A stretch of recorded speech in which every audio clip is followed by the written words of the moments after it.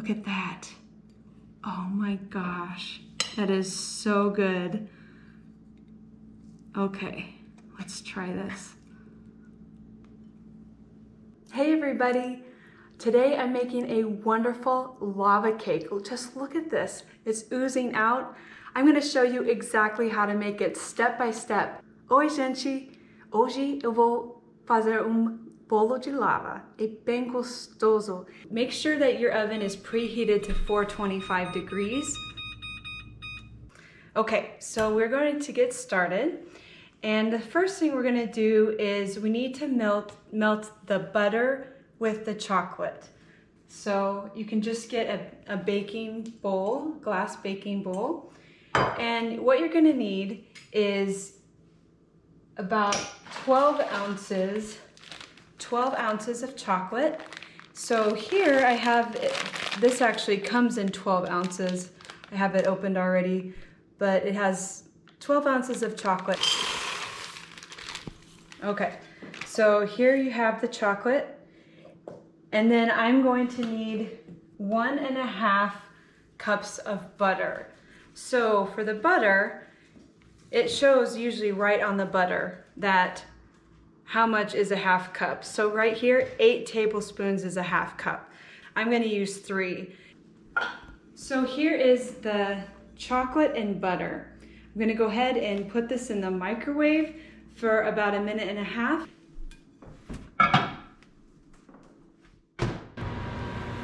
While that is starting to melt, we're going to butter our ramekin little dishes.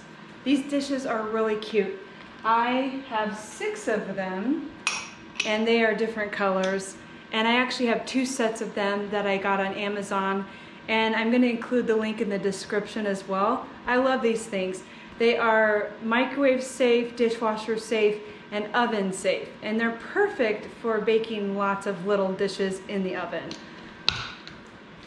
Okay, so these need to be buttered. You're going to go ahead and put these on a cookie sheet, okay? So just put these here. And you can just set them aside for later. And perfect timing, because that has just finished melting. And I'm going to stir this and just make sure that it's really melted. I had to put this in for about 30 more seconds, and you can see it's just melting a lot better. So I'm gonna go ahead and mix it up.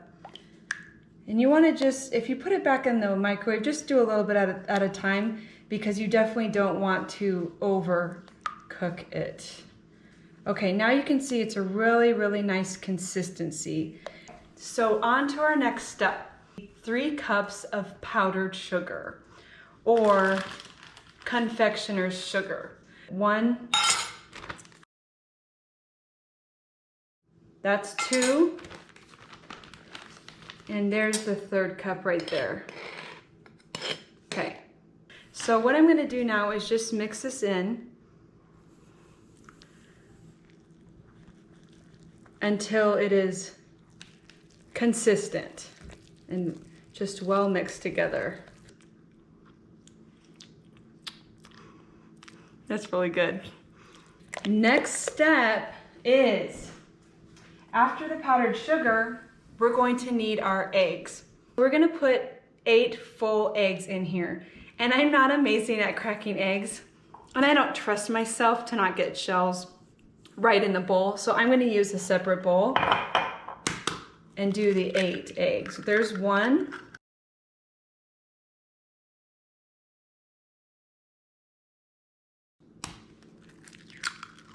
Okay. 8. And please, don't judge my egg cracking skills, okay? I have egg all over me and it's a mess, but you know what? I get the job done. So I'm gonna just mix these together a bit. I'm gonna just pour these in here. And I don't, oops, fork, come back. I lost my fork. I don't think I need it anymore, so now I'm gonna mix this together. You'll notice that the consistency ends up being a little more, we'll just say it's more liquidy. We're gonna do 2 cups plus 1/4 cup of all-purpose flour. So I'm going to start with the 2 cups. And now this is important that you measure it correctly. The sugar I wasn't so picky about because honestly, if it has a little less sugar, it's not gonna kill anybody. But you want this to be really the right measurement. So what you're gonna do is tap it, and I'm just gonna end up making a mess, but you're gonna tap it, and then you just scrape it right off. And I just use a butter knife. So here's 1. What I love about this recipe is that it's very easy. And the end result, it looks like it was hard work. So it's really great. Here is the 2nd cup. There's a 1/4 cup right there. Now you're going to mix this together just enough to incorporate it together. I want it to be mixed up together enough that when I actually use the blender, that it doesn't just poof up with flour everywhere. Maybe I'm speaking from experience on that one. So what we're gonna do is we are going to blend it. So I have a hand blender. I love a hand blender. It's really handy to make whatever. And I also use hand blender for soups and different things. So we're just gonna plug it right in, and we're going to blend this. Blend it until it's nice and a smooth texture, no lumps at all.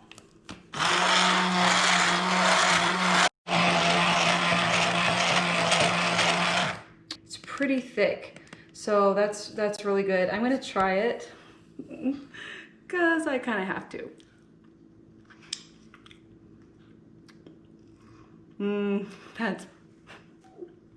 That is really good. Now that we have a good consistency with our batter, we are going to put this in the ramekin dishes.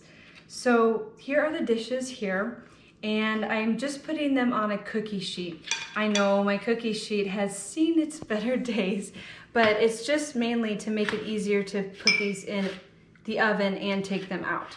So for one of these, we're going to fill it about 3/4 of the way. So there you have it. So these dishes are buttered. You want to make sure that they are not going to have any problems for people to get this yummy lava cake out of the dishes and into their mouths. So there you go. And then you're just going to fill all of them. We're going to put these in the oven. And I have it heated, again, preheated for 425 degrees. Okay? I like to put these on the top rack. I know everybody's oven is different. It depends on a lot of factors. These go on for 14 to 16 minutes. If you like it more gooey, then it would be less time that you need to put it in. And if you want a little bit less of that gooiness, then it would be a little bit more time. And one thing you might be wondering, what do you do with the leftover batter? Well, you could make all of them at once. I only have a family of 4. I'm making these for me and my family. So this I'm gonna put back in the fridge. But when you go to make these again, all you have to do is put it back in the microwave, really melt it all how you did in the beginning, and you just make it just like I did and put it in the ramekin dishes, and it's great. The nice thing about this, you can make it up beforehand, the day before, have the batter ready. When you have people over, you just put them right in the oven, and 15 minutes later, you have these awesome cakes, and everybody's gonna think that you tried really hard. Maybe you just put like, make it look like you kind of worked really hard on it. Well, it really smells good. Just that sweet smell of chocolate in the air is so good. So I'm gonna take these out. It's been 16 minutes. Oh yeah, that looks so good.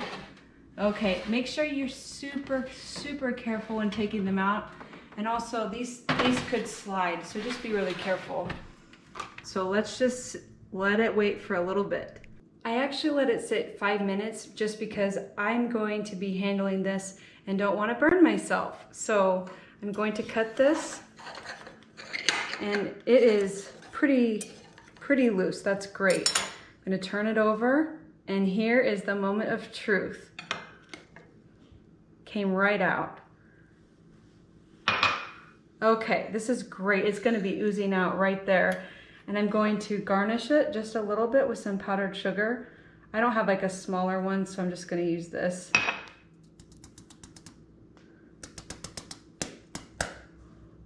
Okay, that's beautiful.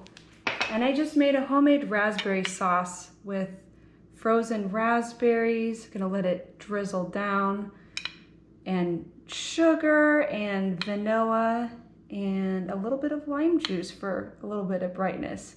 Look at that, it's already oozing out. I cannot wait to eat this. It looks so good. Look at that. It's already oozing out of there, that lava, and look at how beautiful it is. This is something that you and your family and your guests are going to absolutely love. I already have my coffee here, and I cannot wait to try it. Look at that.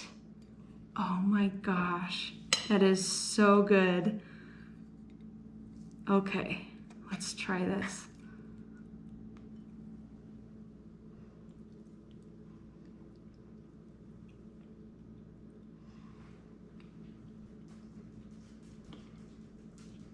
That is really good.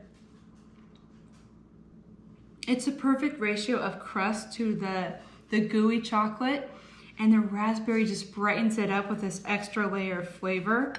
It is so good. It definitely needs some coffee. That is wonderful. Thank you so much for watching, and please give a like to the video and let me know what content you want to see. Obrigada.